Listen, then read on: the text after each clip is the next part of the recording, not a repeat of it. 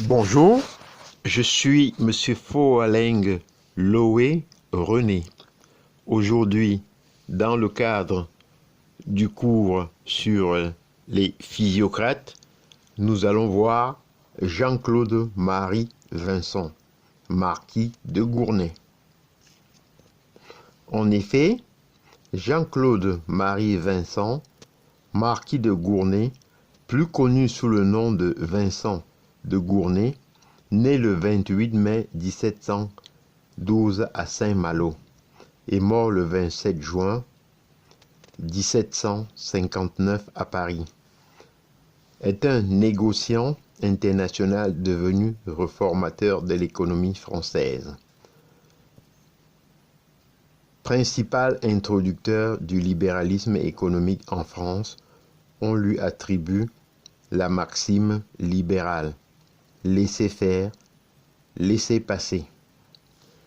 Biographie.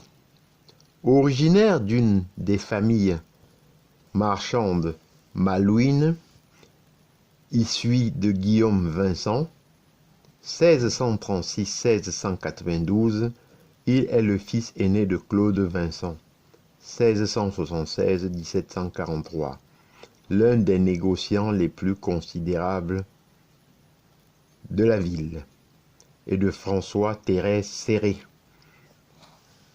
de la ville Martère, fille de Jean-Baptiste Serré, sieur de la ville Martère, mère de la cité malouine. Sa sœur, épouse Henri Baude de Saint-Père. Il fit ses humanités, 4 années au collège de Julie, chez les oratoriens, puis à la Flèche du collège des Jésuites, avec lesquels il garda des relations suivies.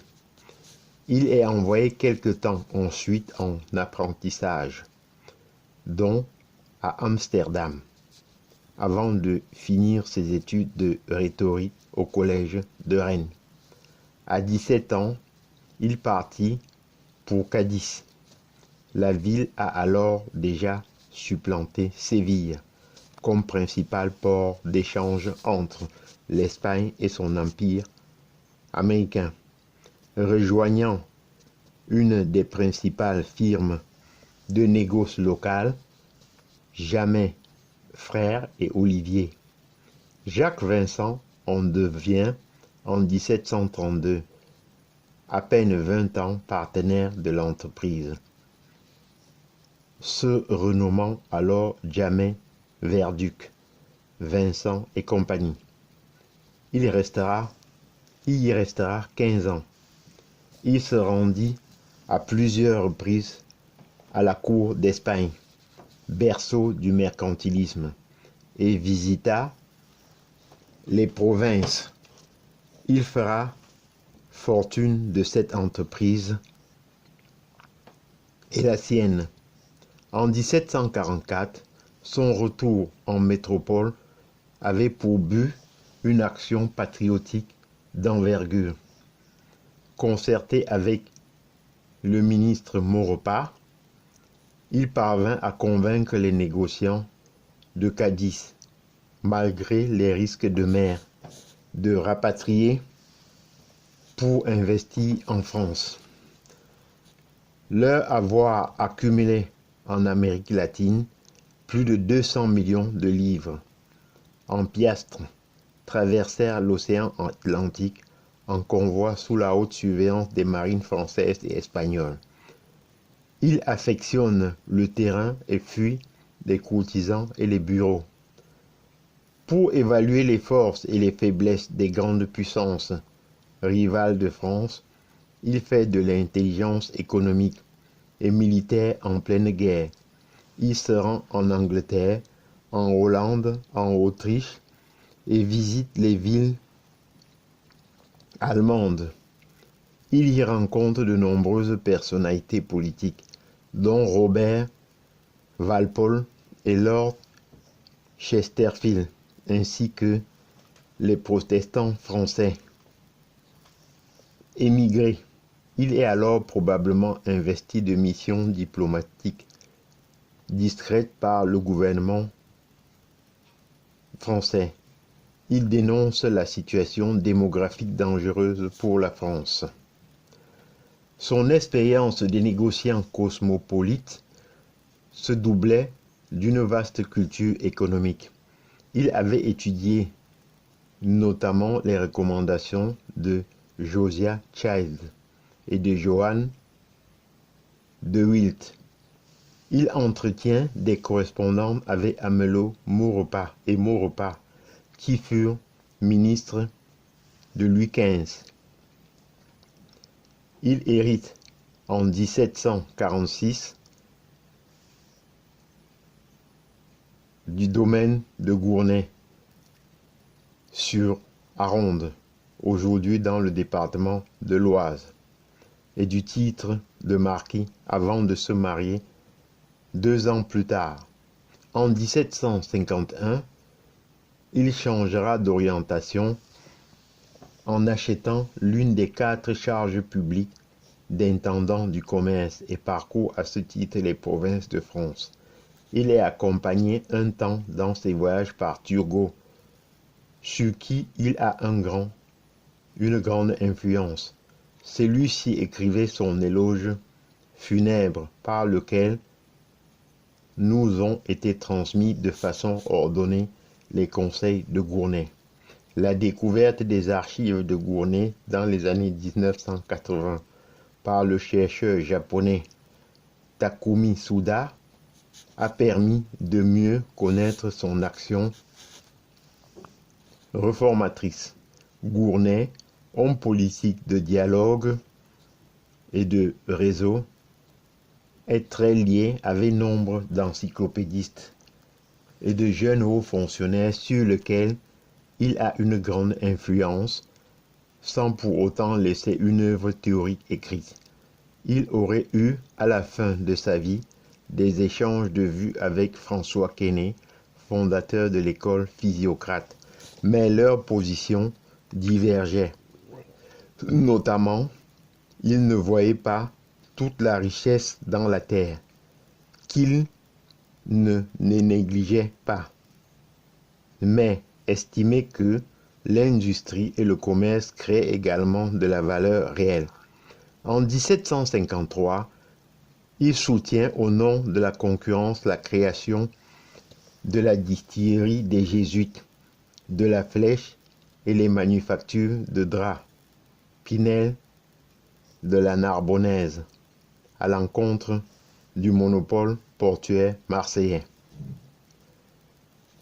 Le rôle de manufacture dans les vues de l'État est de produire moins pour enrichir tel ou tel fabricant que de donner de l'emploi au plus grand nombre de pauvres et des gens oisifs qu'il est possible, parce que l'État certainement s'enrichit quand tout le monde y est occupé, affirme-t-il le 9 janvier 1754.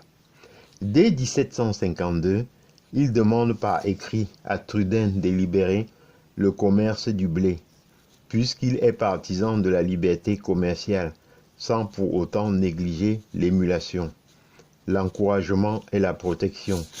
Il complète la revendication laisser faire en maxime, laisser faire et laisser passer, pour conclure en septembre 1753 ses réflexions sur les contrebandes dans les termes suivants.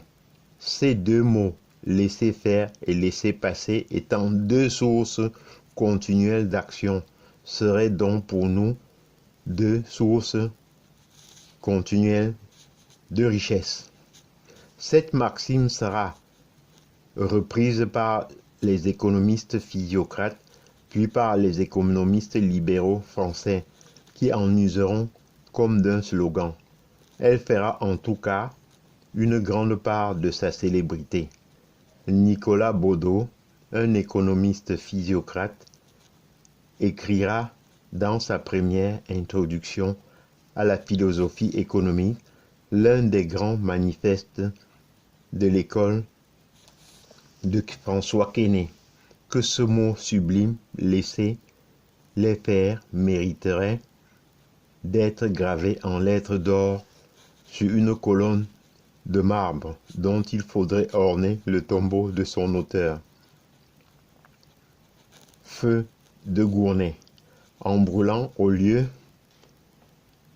d'encens au pied de son image placée sur cette colonne, des recueils énormes sous le poids desquels gémissent dans notre Europe les manufactures et tous les arts qui nous logent, nous meublent, nous vêtent ou nous amusent. Gournay rejette le système mercantiliste et n'est ni à l'origine des conceptions ruralistes des physiocrates qui sont le propre du médecin François Quesnay, ni à celle du libéralisme utilisatrice absolue d'Adam Smith. Il lègue ses écoles théoriques de pensée, son attachement à la protection des personnes conjointement aux libertés économiques. Partisan de la liberté de commerce, de produire et de travailler, il dénonce la bureaucratie tatillonne, dont il a forgé le nom de l'intervention directe de l'État dans l'économie par des aides permanentes. L'État doit rester principalement cantonné à des fonctions d'ordre public, mais aussi les corporations, les guides, les privilèges exclusifs comme celui de la Compagnie des Indes et de certains ports. En 1756, il appuie la création de la Société d'agriculture, de commerce et des arts de Bretagne, dont il définira les missions et rédigera les statuts. Truden et Berlin imposeront des